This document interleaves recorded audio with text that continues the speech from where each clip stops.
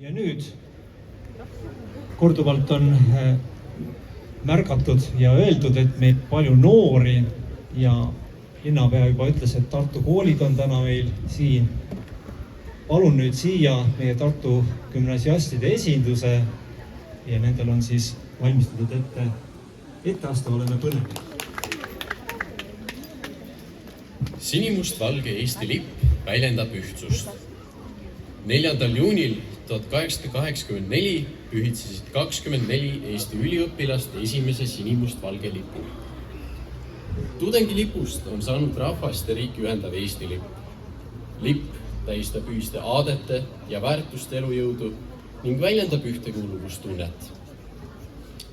Just sellepärast olemegi meie, Tartu gümnasistid, täna siin. Oleme linnast, mis on täis vaimu ja vaimsust, loomingut ja kultuuri, aga ka mõttelugu ja aatelisust. Aina kannel totti rahvas, hääles saavad Tartu noored, Eesti lippus laulemaie, kuidas loodi, kuidas toodi, kuidas pühitsemas käidi, kuidas uhkelt lehvin teema, kuidas hoiti kurjal ajal, Laula kutsus neiud kokku Põltsamaale,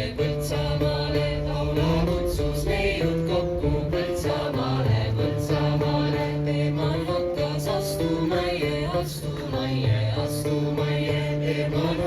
astumaie,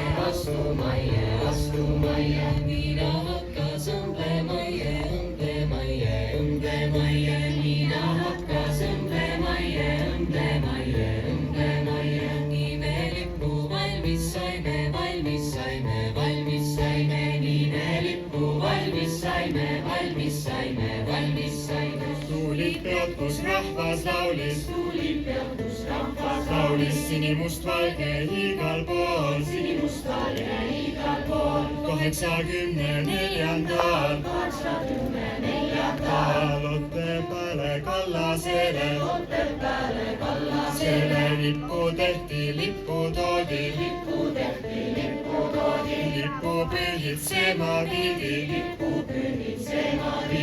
Heinrich Rosenthal siis teas, sõnas pühalikud seas. Eesti lipul kaunid värvid, igalühel oma lugu, kuulgem teadkem nende tausta, pidagem neist andjad lugu, sinine on taevailu, järvede ja mere süda, rukkilille õitsva väli, ustavus, mis kestab kaua,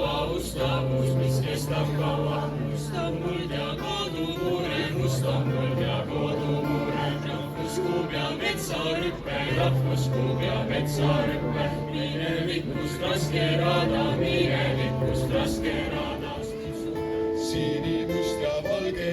Sinimust ja valge lipp meil, lehvis Pärnus